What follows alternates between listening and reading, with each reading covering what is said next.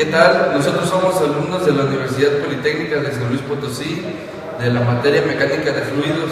Nosotros somos el equipo 2 y durante nuestro proyecto nosotros vamos a hablar de las pérdidas en tuberías, que son las pérdidas mayores, las pérdidas menores causadas por accesorios, y también vamos a hablar de la ecuación de Darcy, coeficiente de resistencia y el factor de fricción.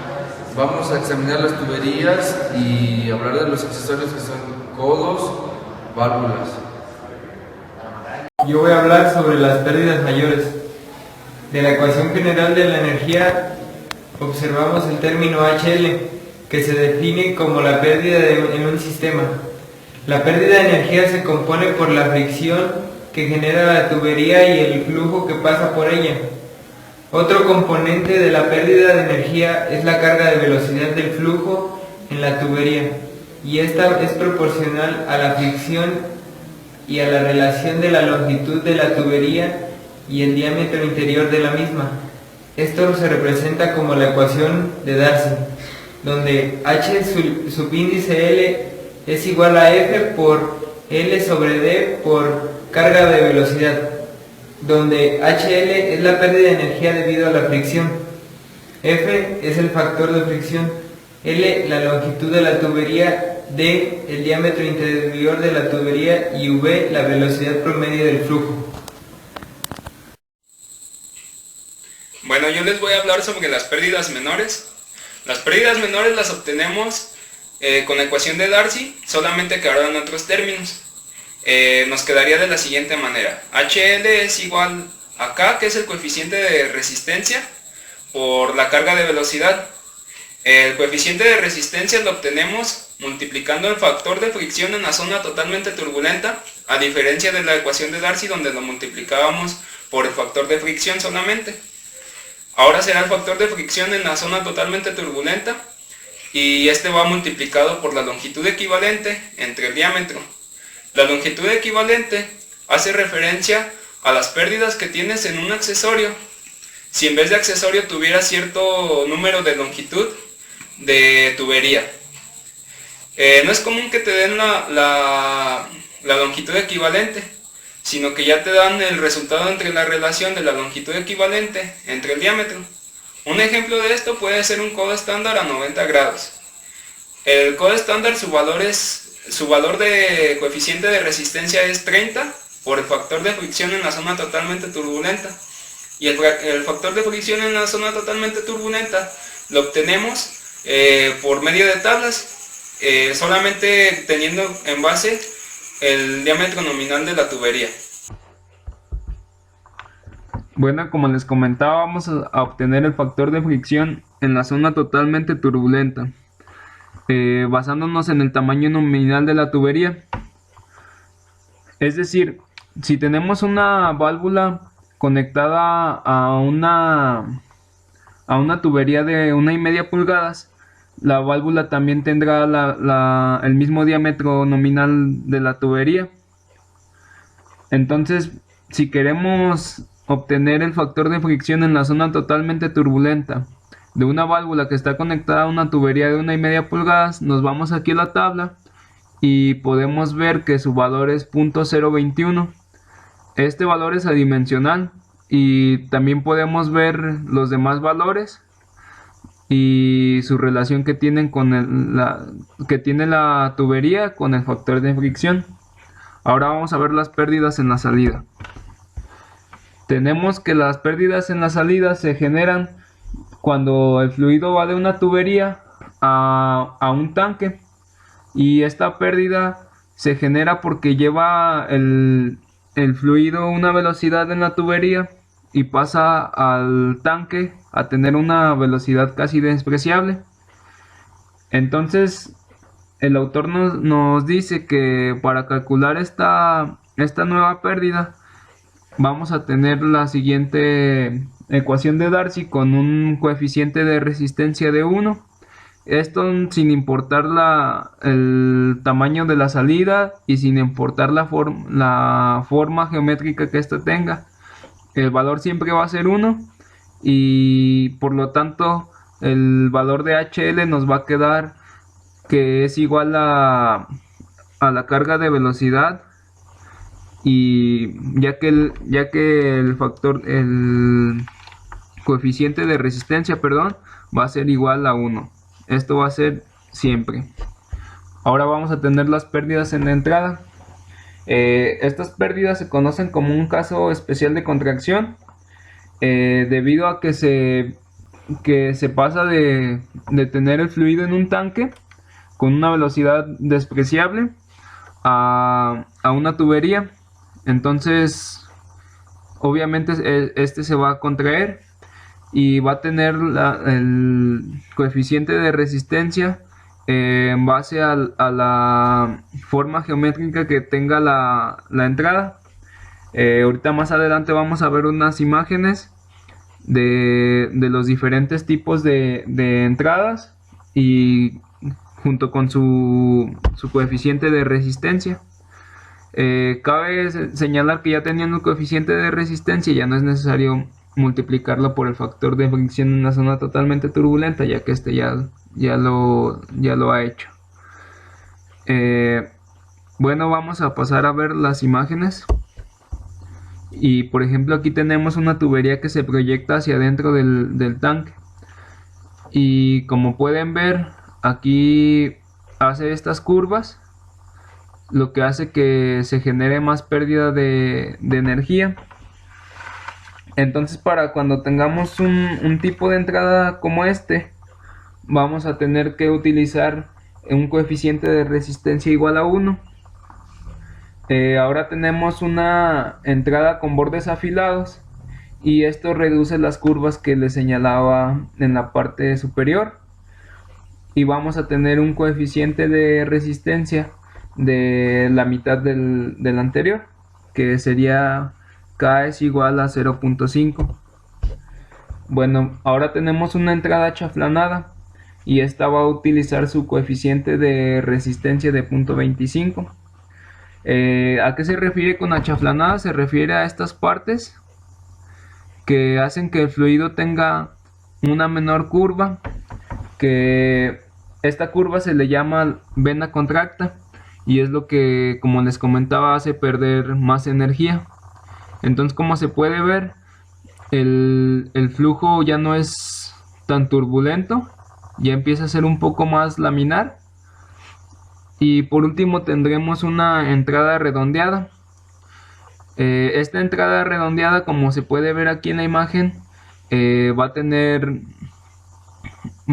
el flujo ya más laminar, pero el coeficiente de resistencia se va a tomar en base a una relación del radio entre el diámetro.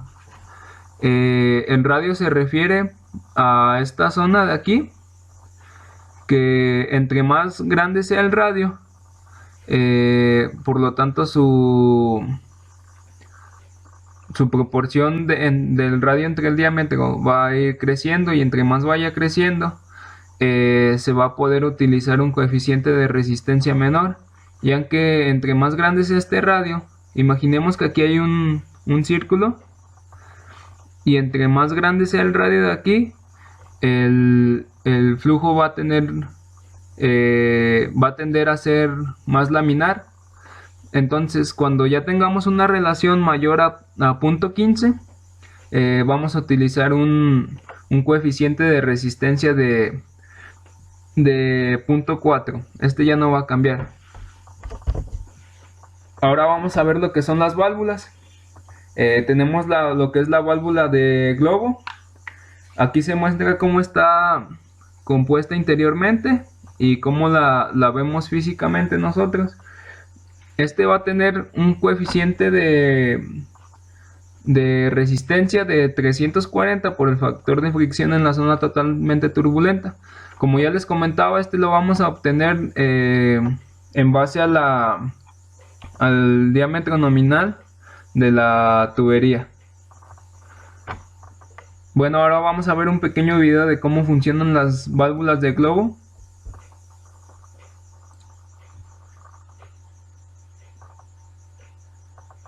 Donde podemos ver que que aquí entra el fluido, y esto es cuando la válvula está cerrada y se comienza a abrir. Y esto es lo que genera, esta zona de aquí es lo que genera la pérdida de energía, que ya veíamos su valor del coeficiente de resistencia. Y aquí ya es cuando se cierra la válvula, y esta toma de aquí tiene que estar perfectamente bien sellada para que impida el paso del fluido al siguiente lado. Y aquí volvemos a ver cuando se abre la válvula y deja circular el fluido. Entonces por esta zona de aquí que se genera la pérdida de energía. Y aquí la vemos otra vez cerrada. Y esto fue lo que es la válvula de globo. Entonces, más adelante les voy a mostrar unas tablas donde se muestran los coeficientes de resistencia en función del flujo turbulento. Del factor de fricción en la zona totalmente turbulenta. Porque por ejemplo aquí nos muestran la relación de la longitud equivalente entre el diámetro que ya les comentaba. Pero vamos a ver qué pasa cuando una válvula se cierra a la mitad, o cuando está a 3/4, o cuando está completamente abierta. Ahora vamos a ver otro tipo de válvula que es un poco también común como esta, como lo es la de globo. Ahora vamos a ver la válvula de compuerta. Igualmente aquí tenemos cómo está compuesta por dentro y cómo se ve físicamente. Si pueden observar, el coeficiente de resistencia es muy bajo, lo que quiere decir que la pérdida de energía con estas válvulas es menor. Y ahora vamos a ver otro video de cómo funciona la válvula de compuerta.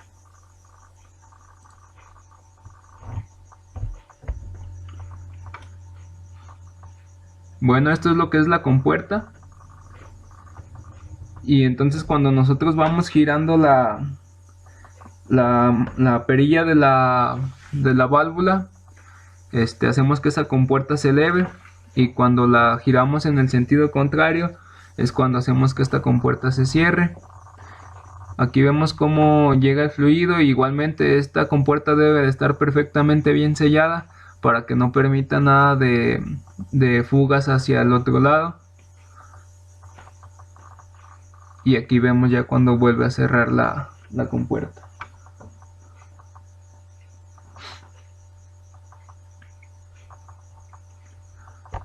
Ahora vamos a ver los codos y sus coeficientes de resistencia. En primer lugar tenemos el codo a 90 grados. Este es un codo estándar. El codo es el codo comercial. Y pues por ejemplo aquí podemos ver estas líneas aquí, estos ejes, y la curva que hay aquí en entonces va a tener un coeficiente de resistencia de 30 por el factor de fricción en la zona totalmente turbulenta. Ahora vamos a ver el codo a 90 grados de radio largo. ¿Por qué radio largo? Porque está igual a 90 grados, pero esta longitud se va alargando. Eso es a lo que se refiere con el radio largo. Si podemos notar, el coeficiente de resistencia de es de 20, a diferencia del estándar, que era de 30. La reducción de este número es debido a que, como el codo está un poco más largo, permite que esta curva no sea tan brusca como es la otra, y por eso su coeficiente de resistencia baja un poquito. Ahora vamos a ver un codo a 45 grados, y pues como se puede ver aquí, la longitud que el fluido va a recorrer pues va a ser un poco menos que en un codo de 90 grados. Ahora vamos a ver un roscado a 90 grados, y va a tener más pérdidas por esta zona donde como el nombre nos lo dice, va a estar un poco roscado y va a tener un poco más de fricción. Ahora tenemos un roscado a 45 y como vemos, pues también es un poco más grande que el codo estándar a 45 grados. Y ahora tenemos una vuelta de retorno. Y pues este también tiene su coeficiente de resistencia un poco grande, pues debido a la trayectoria que va a hacer el fluido por medio de este, y pues las curvas que pueda dar aquí y la turbulencia que pueda tener en esta zona.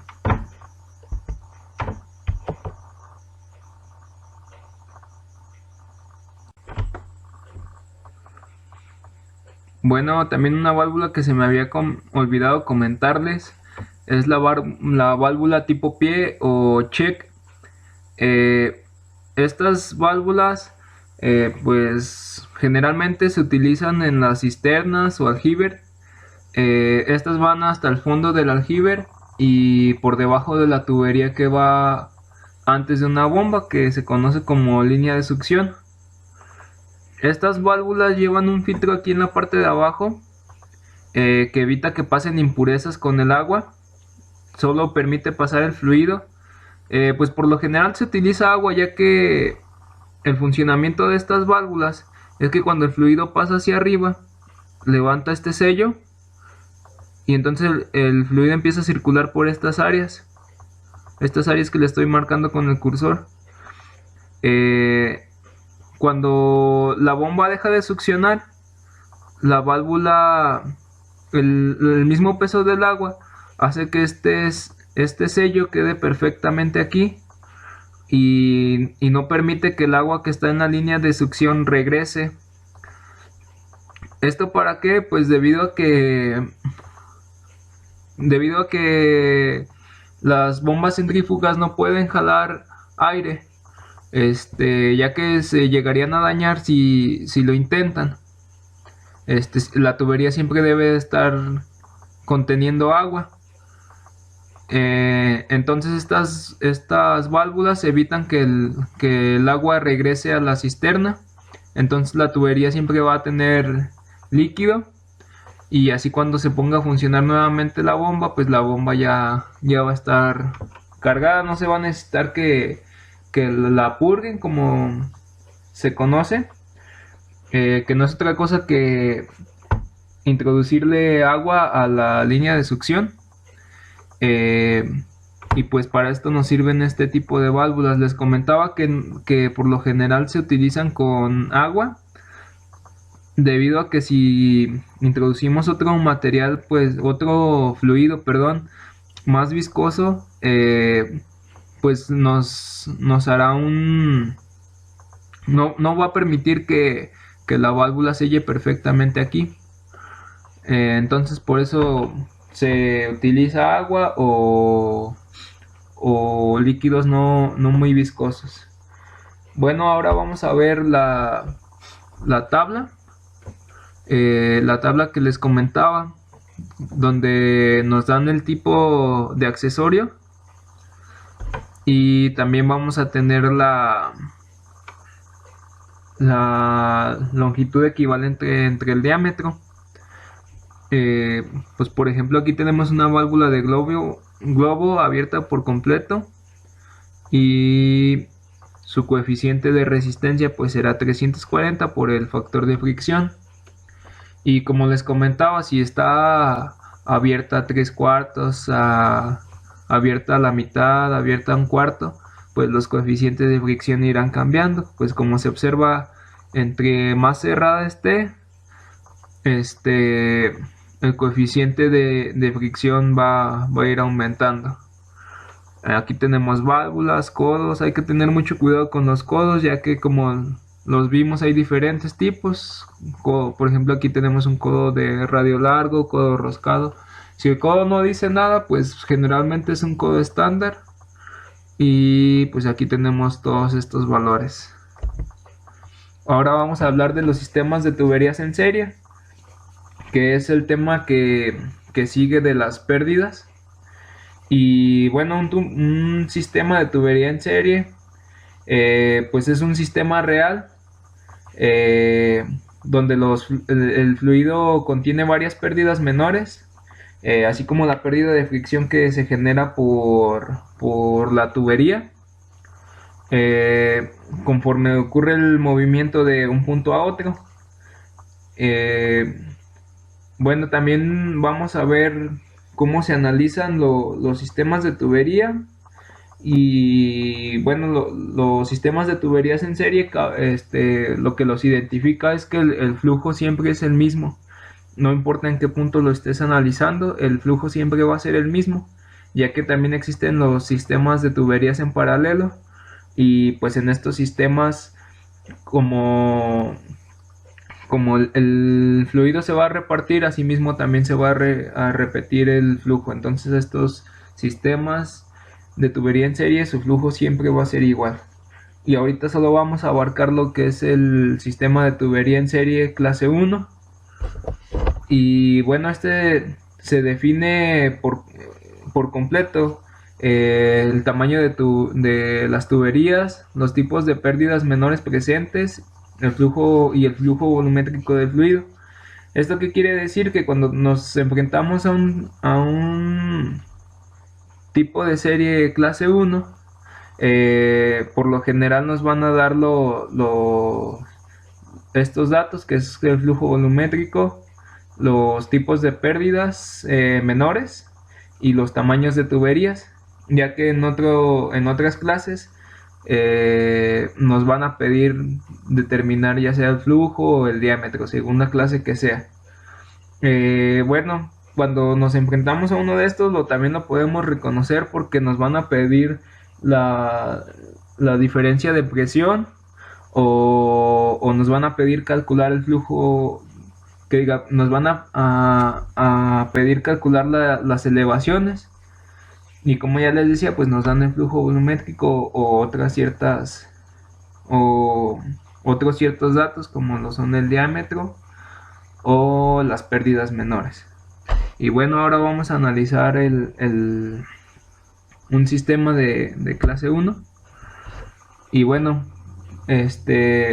tenemos aquí una ilustración donde nos ponen un tanque, una línea de succión, una bomba, una válvula, dos codos, una línea de descarga y otro tanque. Para emplear el sistema clase 1, por lo general usamos la ecuación general de la energía, donde vamos a ir despreciando varios términos. Bueno, aquí los primeros 3 términos representan la energía que se tiene en el fluido en el punto 1, que es este de aquí.